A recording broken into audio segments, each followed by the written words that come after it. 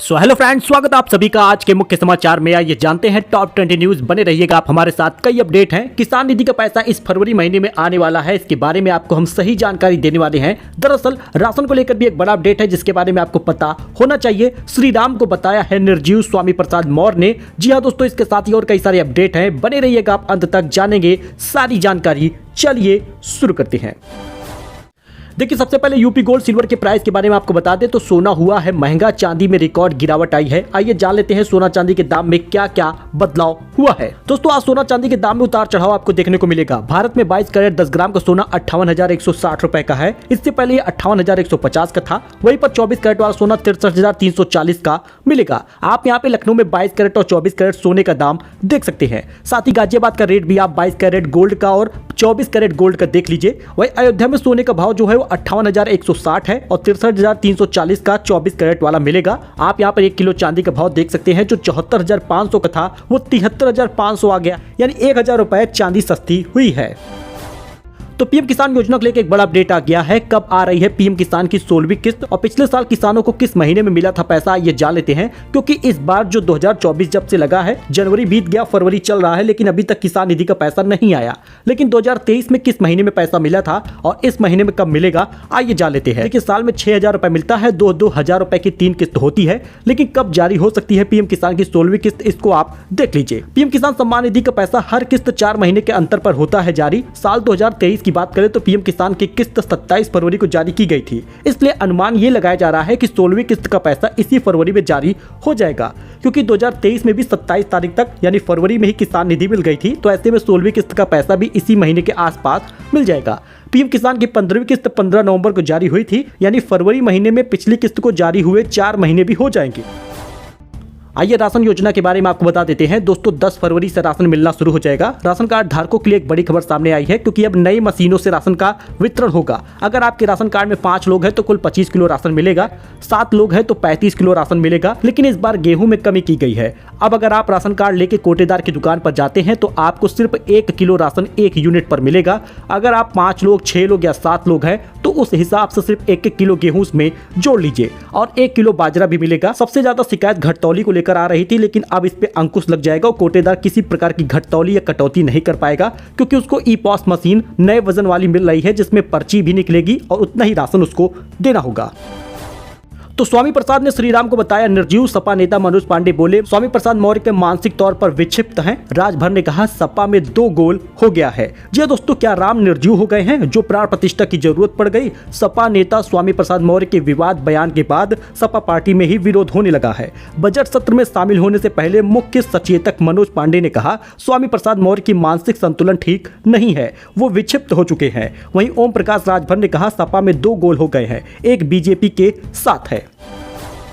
वही अयोध्या में उमड़ पड़ा है आस्था का जन सैलाब। हनुमानगढ़ी में लगी 2 किलोमीटर लंबी लाइन। राम जन्मभूमि में भी श्रद्धालुओं की भीड़ हो गई है। दोस्तों, आपको बता दें अयोध्या में श्रद्धालुओं की भारी भीड़ है। गुरुवार सुबह से ही लाखों की संख्या में श्रद्धालु अपने आराध्य के दर्शन के लिए पहुंच गए हैं। आज तो मौनी अमावस्या है, इस वजह से और ज्यादा भीड़ वहां पर हो गई है। हनुमानगढ़ी में दर्शन के लिए 2 किलोमीटर लंबी लाइन लगी है। वही राम जन्मभूमि परिसर में भी भीड़ हो गया है। इस दौरान सुरक्षा व्यवस्था के पुख्ता इंतजाम किए गए हैं। आप यहाँ पर भीड़ भी देख सकते हैं, लगभग 2 किलोमीटर लंबी लाइनें लगी हैं।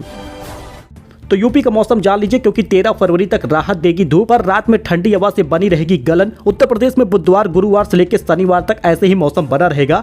धूप खिलेगी लेकिन तेज हवाएं भी चलेंगी जो आपको ठंड का एहसास कराएंगी। मौसम विभाग के मुताबिक पिछले दिनों बारिश और बूंदाबांदी से निजात मिलने के बाद अब पूरे सप्ताह दिन भर धूप रहने के आसार है। 14 फरवरी को प्रदेश में कहीं कहीं पर बारिश और बूंदाबांदी के भी आसार दिख रहे हैं।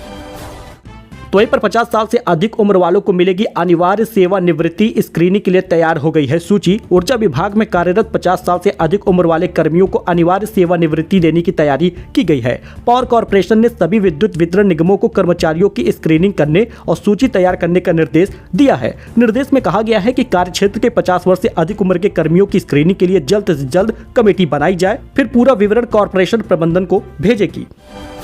भूमि पूजन समारोह में 4000 मेहमान आमंत्रित होंगे। 800 मेक इन इंडिया ड्रोन का होगा शो। 19 फरवरी को इंदिरा गांधी प्रतिष्ठान में होने वाले भूमि पूजन समारोह में 4000 मेहमानों को आमंत्रित किया गया है। मेहमान नवाजी के लिए एक तरफ शाही बग्घी की तैयारी की जा रही है तो दूसरी तरफ एयरपोर्ट में विशेष लाउंज बनाया जाएगा। आपको बता दें इसमें 75 जिलों के स्टॉल के जरिए OT-OP की ब्रांडिंग भी की जाएगी। तो दोस्तों अगर आज हो जाए चुनाव, देश का मिजाज क्या है? अगर आज चुनाव होता है तो यूपी में एनडीए और इंडिया में किसे मिलेगी कितनी सीट, कौन रहेगा आगे, आइए फटाफट जान लेते हैं। जी हाँ दोस्तों, कुछ महीने में देश में लोकसभा चुनाव होने जा रहा है। सभी राजनीतिक दलों ने अपनी अपनी कमर कस ली है।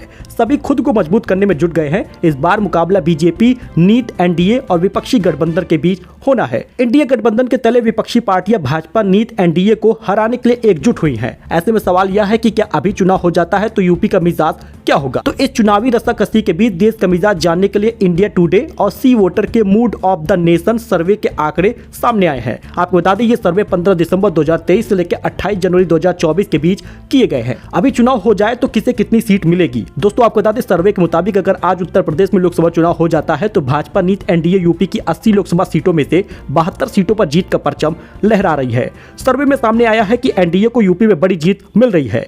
यूपी में एक बार फिर से मोदी योगी का जादू चलता हुआ नजर आ रहा है। दूसरी तरफ विपक्षी इंडिया की लोकसभा चुनाव में भारी नुकसान उठाना पड़ेगा। विपक्षी गठबंधन को 7 सीटें मिलती हुई दिख रही है। इसमें कांग्रेस को 1 सीट तो वहीं पर सपा प्लस को 7 सीटें मिलती हुई दिख रही है।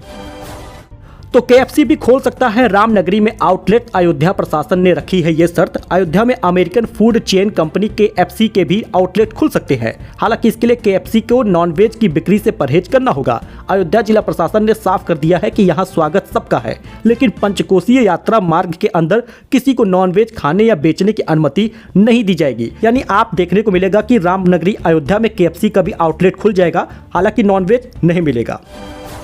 वही सस्ते चावल की बिक्री शुरू हो गई है। लखनऊ में आज 20 स्थानों पर चलेगी मोबाइल वैन। जी हां दोस्तों, लखनऊ में भारत चावल की बिक्री शुरू हो गई है। 29 रुपए प्रति किलो की दर से 5 व 10 किलो का पैकेट बेचा गया है। गुरुवार से लखनऊ के 20 स्थानों पर मोबाइल वैन के जरिए भारत चावल की बिक्री हो रही है। जी दोस्तों, प्याज हुआ, भारत आटा हुआ, भारत दाल हुआ, ये सब कुछ तो बिक ही रहा है, लेकिन अब भारत ब्रांड का चावल भी बिकेगा जो सबसे सस्ता होगा। जी हाँ, 20 स्थानों पर मोबाइल वैन से इसकी सुविधा मिलेगी।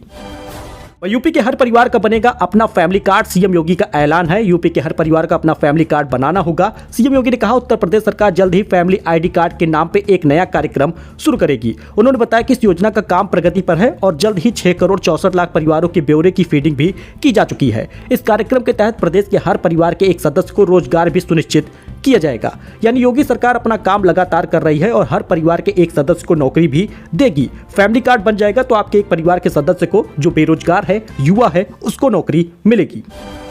तो मौनी अमावस्या पर 2 करोड़ श्रद्धालु के स्नान करने का अनुमान है। 9 घाटों पर लगेगी डुबकी। जी हां, मौनी अमावस्या स्नान पर्व पर संगम में डुबकी लगाने के लिए अभी से भीड़ पहुंचने लगी है। यूपी, MP, बिहार के अलावा उत्तर से दक्षिण तक के कई राज्यों से श्रद्धालु माघ मेला के शिविर में पहुंच रहे हैं। इस बार 2 करोड़ से अधिक श्रद्धालुओं के मौनी अमावस्या के दिन स्नान करने का अनुमान है। सो दोस्तों, ये कुछ अपडेट था, कुछ जानकारी थी जो आपके साथ शेयर की गई है। आई होप कि आपको ये पसंद आया होगा। मिलते हैं नए अपडेट में नई जानकारी के साथ। इस वीडियो को लाइक करिएगा, चैनल को सब्सक्राइब करिएगा। मिलते हैं नए अपडेट में। धन्यवाद।